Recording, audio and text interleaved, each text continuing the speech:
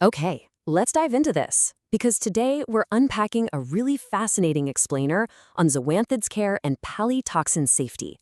We're looking at a true dual nature today.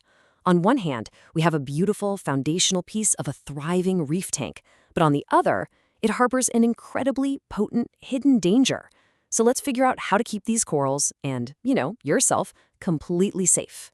So what is vivid, beautifully hardy, yet a potential public safety concern? It's kind of a paradox, right?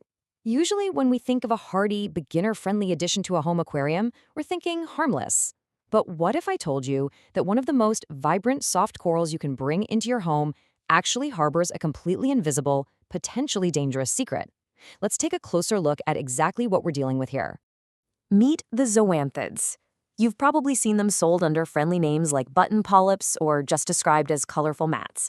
If you've spent any time around reef tanks, you know exactly what I'm talking about. They are easily one of the most commonly kept soft corals in the entire hobby, and it's super easy to see why. I mean, they're vivid, they're incredibly resilient, and they literally bring an explosion of color to your rockwork. But to keep them thriving and to keep yourself safe, we really have to nail down their specific needs. So let's start with their baseline care, looking first at lighting. Now, for lighting, zoanthids typically do best under moderate to strong light. And the reason for this is they actually rely on symbiotic algae living right inside their tissues for energy. It's kind of like a built-in solar panel. The exact intensity you need will obviously depend on your specific species, but a great rule of thumb, start them in moderate light and just adjust gradually. Keep an eye out for stress signs, like if you see them losing color or their tissue starts receding, they're definitely not happy. And remember, overall tank stability is always going to be chasing that one perfect number on a test kit. Now, what's really interesting about this slide is how we handle flow. You absolutely need it, but you want to aim for a gentle sway rather than a turbulent blast. This indirect flow is perfect because it delivers food right to the polyps while constantly sweeping away detritus and gunk that can cause irritation. And this is especially crucial for your new frags. If you just blast them with a power head, you're literally just going to rip those delicate new cuttings right off their plugs before they even have a chance to settle. Okay, let's talk about nutrients. It's really a balancing act between two extremes. Over on the left side, we have the ultra-clean tank. Basically, zero nitrates, zero phosphates. In this setup, your zoas might grow, but they're going to look pretty washed out and way less vibrant. Now flip over to the right side, the high-nutrient tank. Sure, you'll get growth, but it comes with a massive headache. Tons of unwanted algae competition that'll smother your corals and stress out their tissue. So you really want to hit that sweet spot right in the middle. Lightly target feed them to pop that color, but keep the overall ecosystem completely stable. Wrapping up the husbandry side of things, let's quickly touch on placement and pest prevention. Zoanthids will naturally attach to your rocks and frag plugs. You want to place them where that light and flow we just talked about are super consistent. And here's a massive pro tip for you. Put them in spots that won't require you to do any aggressive scraping later on. You'll see exactly why that's so important in just a second. Also, just keep a sharp eye out. If you notice any melting, weird discoloration, or persistent gunk on the tissue, jump on it. Early intervention is always better than playing the wait-and-see game with coral health.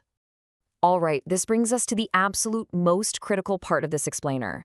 I'm going to shift gears and get a bit serious here, because while these corals are gorgeous, they demand total respect. Certain species of zoanthids are associated with palytoxin. And guys, this isn't some minor irritant. It's actually considered one of the most potent non-peptide toxins known to science.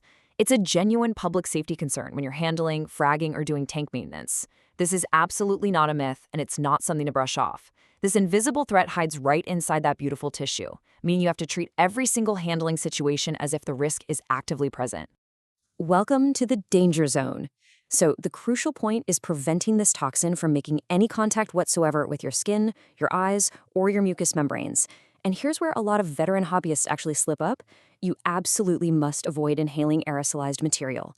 We'll get into exactly how that happens in a bit, but your absolute baseline, golden rule from here on out, zero physical contact with the toxin. Period. To enforce that golden rule, you need the right gear. Seriously, don't even think about touching a zoanthid without running through this prep checklist. First up, eye protection. Second, chemical-resistant gloves. And listen, once those are on, absolutely no touching your face. Third, make sure you have solid ventilation in the room. Fourth, you need dedicated aquarium tools. Keep them far, far away from your kitchen, your food, or any household surfaces. And finally, plan your cleanup before you even start. Have your safe disposal method and your rinse water completely ready to go. To make this super easy to remember, we've broken the whole safety protocol down into 3 distinct temporal phases. Think of it as a timeline. We've got the before phase, where you prep your gear and cover any cuts. The during phase, where you keep tight control over the actual handling. And the afterward phase, where you safely execute your cleanup and isolate your tools. It's a really straightforward system, so let's walk through exactly what each step looks like. Starting with the before phase, you absolutely have to securely cover any open cuts on your hands or arms. Honestly though, if your skin is compromised in any significant way, a bad scrape, a deep cut, the source material is incredibly clear on this. Just postpone handling the coral entirely. Wait until you're healed up. Any break in your skin is literally an open door for Palytoxin to enter your bloodstream, and trust me, it is just not worth the risk. Okay, now we're in the during phase. You've got your gloves on, your goggles are secure. You have to keep the entire process completely controlled. The single biggest danger right now is creating aerosols.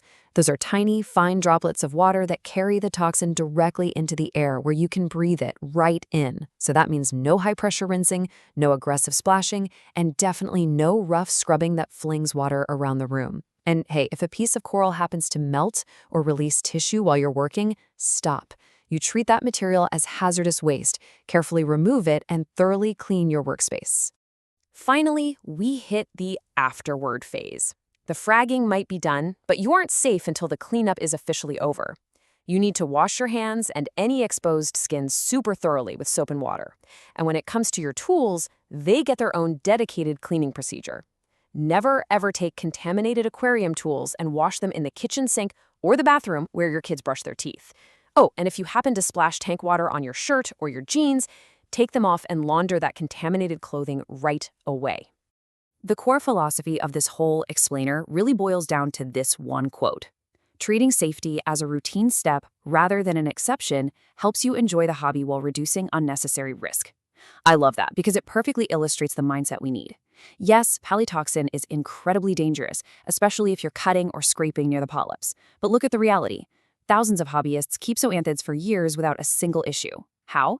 By mixing a little bit of caution with realism and just baking these safety habits directly into their everyday maintenance routine. Of course, even with the absolute best protocols, you still need to know the warning signs, just in case something slips through the cracks. If you're working on your tank and shortly after you start experiencing severe eye irritation, sudden breathing discomfort, or honestly any other acute worrying signs, you have to act fast. Seek medical advice promptly. But here is the absolutely crucial kicker. Do not expect the ER doctor to know what a zoanthid is. You have to explicitly tell the clinician that you may have been exposed to Palytoxin from a marine aquarium. That specific detail is what's going to allow them to treat you correctly. Which brings us to a final thought I want to leave you with today. We know that with stable water parameters, the right lighting, and good flow, zoanthids will visually thrive and be this amazing centerpiece in your home. But take a step back and ask yourself, is your reef tank a controlled ecosystem, or are you leaving your safety entirely to chance? By understanding their husbandry needs and relentlessly applying the safety protocols we just mapped out, you can completely control the risk side of reef life.